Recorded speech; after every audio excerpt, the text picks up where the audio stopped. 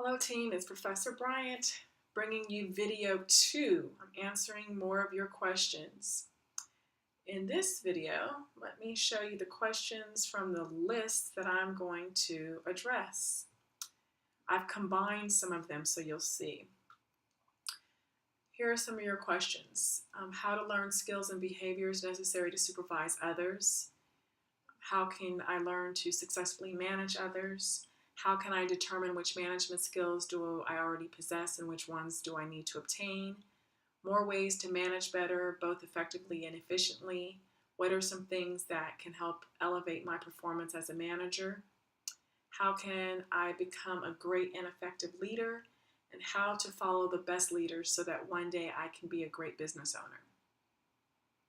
So, I'm trying to consolidate this because I know I can be long-winded, so if I need to elaborate, just send me an email. But the first question is how to learn skills and behaviors necessary to supervise others and how you can learn to successfully manage others. Here are some core ways. Your textbook has a lot of supplemental activities, links to videos, some great resources. I recommend reading various books, attending classes, seminars, workshops. Some of your employers provide training, management training. I would also consider looking at training from outside of your employer, other sources that provide either online or in-person training. Observing other supervisors and managers at work that you feel are great managers and leaders, observing them and seeing how they do what they do and how they achieve the results that they achieve in a way that produces harmony within your organization. You can also learn what not to do by looking at others as well. Here's a great assessment to really zoom in and key in on your strengths. Throughout your childhood and most of your adulthood, your focus has been narrow as looking at your weaknesses, right? We obsess over your weaknesses. We look at your exams and we show you how many you got wrong. And we tell you where you're bad in these specific areas. But as I've shared with you throughout this term, that for me what's important is where you're strongest in, what areas you have greater strengths, and that should be your focus. And so if your focus is on being a manager, on being a leader, a business owner, or whatever, you need to look at where you're strongest, and then the areas that you're weak in, you need to find ways to delegate those areas to other people versus obsessing on how you can be better. I am not good in accounting, so I am not going to waste my time to be strong in that area. I'm going to delegate that to someone else, period.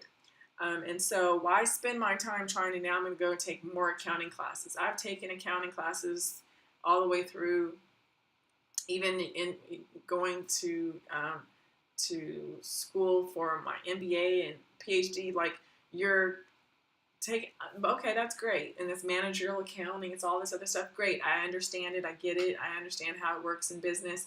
It's not my strength, I'm not going to focus on it. I'm going to delegate that. And so my bookkeeping is delegated to my assistant, Ebony. She makes sure everything's in check. I can double check her work. That is then sent to my accountant. I can then double check the accountant's work. I'm not focused on it. I'm focusing on my strengths. So this is a great tool to use. I strongly recommend it. You can buy the book, and then it comes with the code to go online, or you can just buy the code online.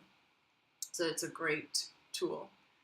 Answer two to the question is, how can I determine which management skills do I already possess and which ones do I need to obtain?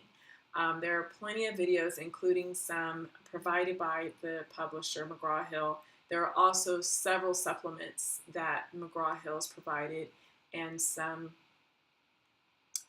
self-assessments as well. And here's just some that I am sharing. Self-assessment 1.1 is how strong is my motivation to lead. I feel that that is a very good assessment. If you're not motivated to lead, if your motivation is low, then guess what? Your ability to actually transfer that and translate it to be a strong leader is going to be relatively low. Self-assessment 5.1 is looking at your career behaviors and your future career identity. It really looks at what you are currently doing and the outlook as far as how you identify within your career in the future. Self-assessment 7.1 is assessing your problem-solving potential. Strong managers, strong leaders have a ability to solve problems quickly and come with strong solutions. So versus being one to always point out the problems, how quickly can you provide a resolution to them? So your potential in that. Self-assessment 7.2 is assessing your level of intuition. Remember, as I've shared over the weeks, that very capable leaders and managers have a good gut, right? They have a good gut instinct. That's your intuition to help guide you. Sometimes it's not going to be based off of numbers, or facts or any kind of research or data. It's going to be based on a hunch, what comes from within, that thing that just gives you butterflies or keeps you up at night and keeps you going and driven. That level of intuition, strong intuition, is very, very helpful. It's not to say that all great leaders have high levels of intuition, but I would not be surprised if they don't, because you can't just wait for the data to come in. You have to make a decision, and sometimes the decision is going to go based on that there's no data or it's just not sufficient enough, and you're going to have to go with your gut. And I think that the best leaders have high levels of intuition. Self-assessment 7.3 is what is your decision-making style. Your ability to see how you make decisions, the style that you prefer, helps you kind of hone in on where you are as a manager and leader. Self-assessment 10.1 is assessing your attitudes towards change at work. Your attitude will also let you look at self-assessment 10.2 is your readiness for change. Strong leaders, great managers, understand that change is always coming, and they're good at embracing change. If you're not good at embracing change, then you're not going to be well prepared and a good example to enforce that change in the organization. Remember, change is only possible when the leaders are moving and steering it. Self-assessment 10.4 is how adaptable are you? So it's the ability to embrace change and then to adapt to the situation, the circumstances around you. If you don't adapt well, it's going to be very difficult for you to embrace and walk in change. Self-assessment 10.5 is assessing your resistance to change. Once again, like I said, if you don't embrace it, then will your team embrace it if you're not? That's what a strong leader is ability to do. And remember, managers are managing the resources, you're managing people and processes. And if you can't manage change, then your employees are going to be slow to embrace it and move forward. The next question was about more ways to manage better, both effectively and efficiently. And you see, and there also is coupled with what are some things that can help elevate your performance as a manager. Some of those self-assessments that I just shared help with that. But additionally, looking at books as well as, give me 1 second, I wanted to be able to provide you with your ability to the looking at effectiveness and efficiency. And so effectiveness is that you get it done, and efficiency is how you get it done, right? And so the ability to get it done in a quick, timely way is the two. And so making sure that you're covering both bases. And then also ask your team members that you work with to assess you. Ask them for feedback on if you help someone with a project or a task. Ask them, to give you feedback on how well you did. How did they feel? And to really rate you. And then ask your family members and friends to assess you. Ask your spouse Ask your children, ask your parents, ask your cousins, ask your friends to really assess you on your leadership and management capabilities. And then there's numerous books. One book which is really good that I like is the 17 Indisputable Laws of Teamwork by John C. Maxwell. And I think it's a really great book. You should be able to also get it as an ebook. And I'm very sure, I'm not 100% sure, but I'm sure that it's probably also available as an audiobook as well for those of you that want to listen while you're, going to and from work, to and from school, or sitting at the park, whatever. Um, Number 4 is, how can I become a great and effective leader? Well, for me, I always say walk the walk. So you need to be the example you want to see. I know that sounds very trite, but it's true. If you've had some bad experiences with managers and leaders from your past, you can look and see the things that they did that you felt were unjust or just cruel or not dignified. And you do the opposite, in addition to the fact that you can read, study, and get guidance from great leaders. I just finished sharing with you John Maxwell's book, but you can also read his blog. He has a blog, which is John Maxwell on leadership.com. I should have put it on the slide, but I just thought about it. And here are some books that are really good to just kind of help open your eyes to what being a leader is all about. Stephen M.R. Covey wrote a book called The Speed of Trust, The One Thing That Changes Everything. And then The Leadership Challenge was written by Kouzes and Posner.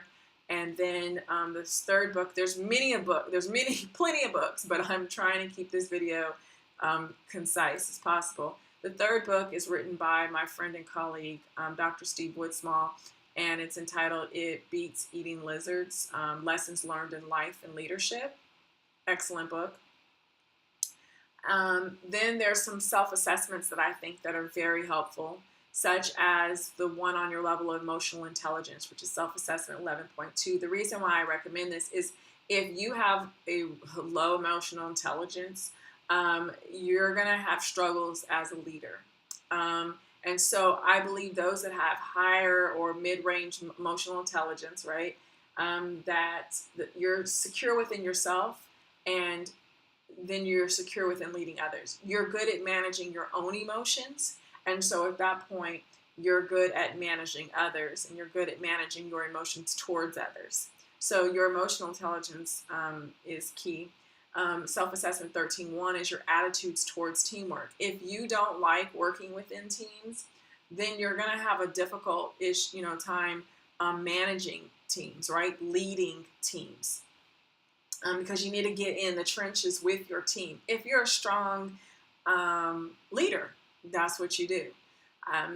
Also looking at your conflict management style, we talked about your emotional intelligence. Now, how do you manage conflict? And self-assessment 13.5 helps address that. How do you go about managing your conflict?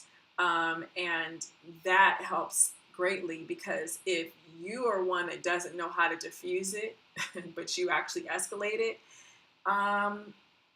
it says a lot about you as a leader. And then we have self-assessment 14.3, which is assessing your readiness to assume the leadership role.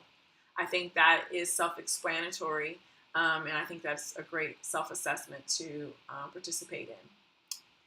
Question 5 asks, how to follow the best leaders so that one day I can be a great business owner? And my answer to that is, who do you already see as a great leader? Then those are the people that you should follow. Whether you can follow them face-to-face here in Atlanta, or if there's someone that's globally, read their books, their blogs, their articles, follow them on social media, attend events where they're going to be speaking or presenting something. Ask if they would mentor or counsel you. Only, of course, if you've already have a strong established relationship with them. Please don't walk up to Oprah at one of her events and say, could you be my mentor? I'm sure security is going to escort you away. But if you get my gist, is that if a person, let's say it's a someone that is within your business, or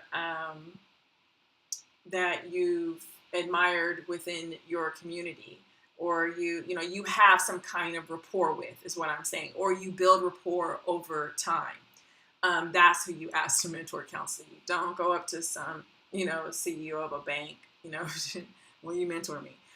There's no relationship there. Only time you should ask someone to mentor you is if there's been an established relationship and it seems like a natural thing that could take place. As I mentioned about leaders in your job and community, that's where you should go. You should start within your circle of influence. Look at people within your company. Look at people here at Atlanta Tech, your house of worship, community, any kind of organizations that you're a part of. Connect with those strong, well-received leaders, and just really just soak up all the information you can. Ask them questions, observe them, get their feedback on certain things. Some other things is that you can join various organizations. Some organizations locally have various components that help with you finding and connecting with mentors. You can join the Atlanta Business League. There's various business mentoring organizations.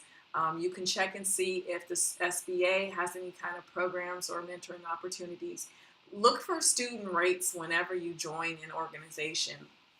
Take full advantage of the fact that you're a student now, because when you're no longer a student, you're going to be paying full rate. And full rate could be hundreds or even thousands of dollars. So take advantage of that now. Hopefully I answered all of your questions thoroughly. If not, please send me an email. With that, it's a wrap. Thank you guys. I look forward to doing another video for you before the semester is completely over. Bye.